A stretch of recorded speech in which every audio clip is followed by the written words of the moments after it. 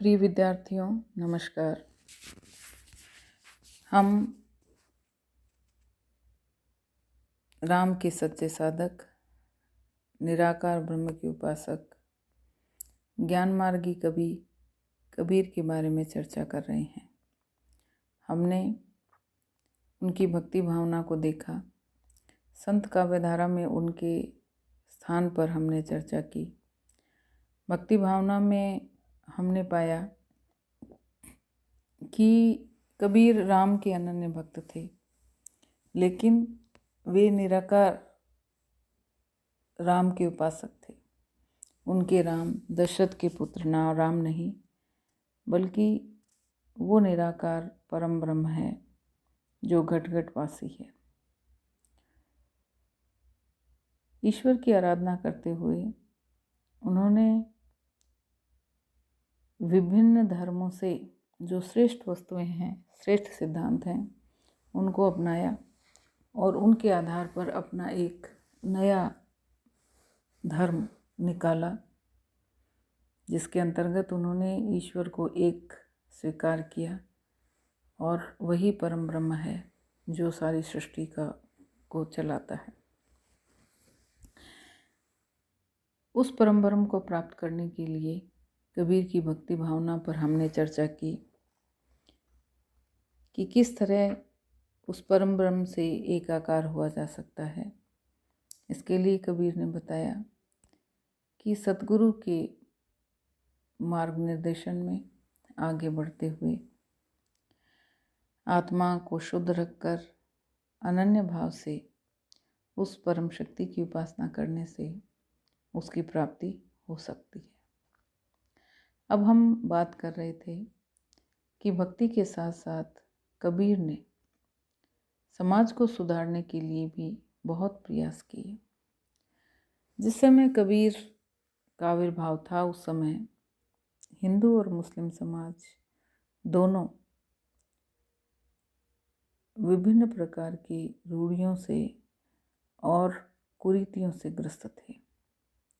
हिंदू और मुसलमान दो जातियां मुख्यतः भारत में निवास करती थीं और दोनों ही जातियां अपने अपने धर्म को लेकर बहुत कट्टर भाव रखती थी और विभिन्न वैमनस्य दोनों में पनपे हुए थे। इस वैमनस्य की साग में घी डालने का काम मुल्ला मौलवी और पंडितों ने किया। हिंदुओं और मुसलमानों दोनों के धर्मों की मनवांछित व्याख्या करके उन्होंने एक और हिंदुओं को वर्गलाया। कर्मकांडों के माध्यम से हिंदू समाज में तरह तरह के भय पैदा कर दिए और धर्म भीरू जनता उन पंडितों के हाथ में उलझ कर रह गई। ऐसे ही मुसलमानों में भी धर्म के नाम पर विभिन्न पाखंड पनप गए और अनावश्यक कट्टरता और हिंदू के प्रति घृणा का भाव बढ़ने का कार्य मौलवियों ने, काजियों ने और मुस्लिम धर्म नेताओं ने किया। अब हम ये देखते हैं कि एक और जहाँ कबीरदास जी ने हिंदुओं और मुसलमानों दोनों को फटकारा, दोनों को ईश्वर की राह पर चलने की लिए गुजारिश की, तो इस समाज को सुधारने के लिए उन्होंने क्या उपाय बताए। हम बात करते हैं कि कबीरदास जी सिर्फ आलोचक नहीं थे, बल्कि वे सच्चे समाज सुधारक भी थे और उन्होंने इस आलोचना में संतुलित समदृष्टि एवं अद्भुत सुधार भावना का स्वरूप विद्यमान है। यही कारण है कि कबीर ने जो कुछ कहा निष्पक्ष होकर कहा, निर्द्वंद और निर्भीक होकर कहा और अरे इन दो राह न पाई कहकर दोनों की मिथ्या मार्गगमियों को ठीक राह पर लाने का प्रयास किया।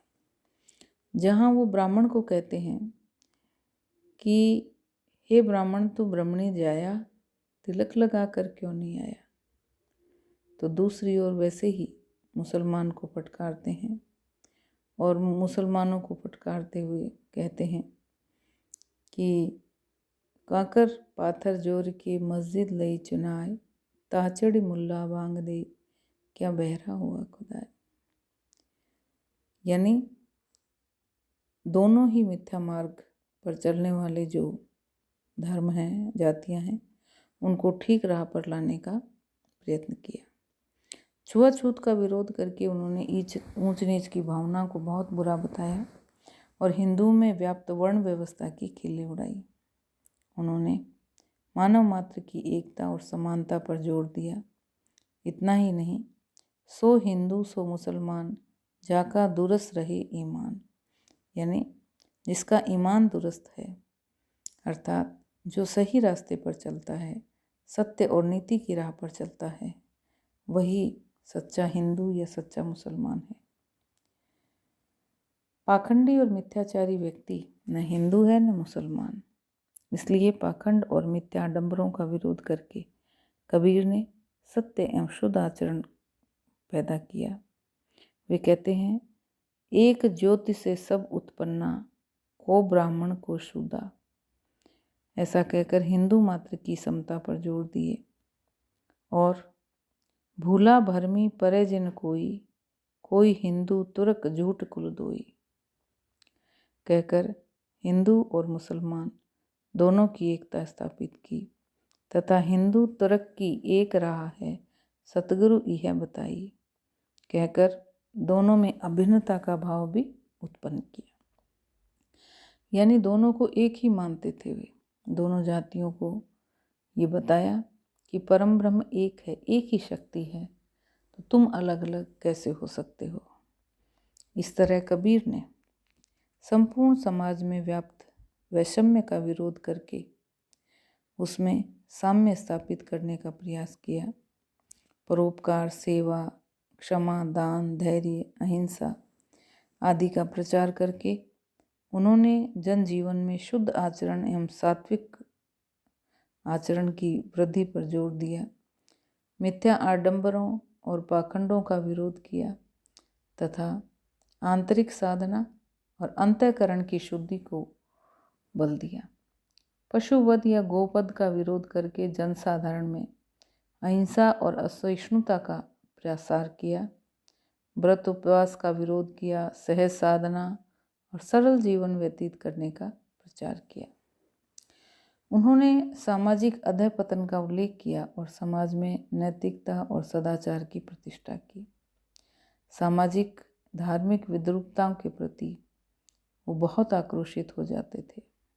धर्म और ईश्वर की एकता का प्रतिपादन करके हिंदू और मुसलमानों की एकता स्थापित करने का उन्होंने प्रयत्न किया। निर्गुण और निराकार ब्रह्म की उपासना का प्रचार करके वे जनता में व्याप्त कटुता और विषमता को दूर करना चाहते थे। वे चाहते थे कि मानव मात्र के हृदय में आध्यात्मिकता का बीजारोपण हो और तत्कालीन समाज और धर्मों की जो तीक्ष्ण और कटु आलोचना उन्होंने करके जनता को सत्य मार्ग पर चलने के लिए प्रेरित किया। वे जनता से जागरण का निवेदन करते थे कि ये धर्माधिकारी आपको मूर्ख बनाते हैं और आपको सतगुरु की प्रेरणा लेकर अपने जीवन को ईश्वर के राह पर आगे बढ़ाना चाहिए। जाका गुरु भी अंधला, चेला निरा निरंद कहकर उन्होंने सतगुरु के महत्व का प्रतिपादन किया है। ढोंगी और पाखंडी धर्म ध्वजी लोगों से सावधान किया है। इस तरह कबीर ने अपनी मर्म स्पर्शी वाणी द्वारा तत्कालीन धार्मिक पाखंडों और सामाजिक कुरीतियों को दूर करके जनसाधारण को सरल जीवन, सत्य आचरण, सात्विक व्यवहार, पारस्परिक एकता, समता आदि की ओर उन्मुख करने का अत्यंत सराहनीय कार्य किया। उस समय समाज में फैली हुई विद्रूपताओं वह मनुष्य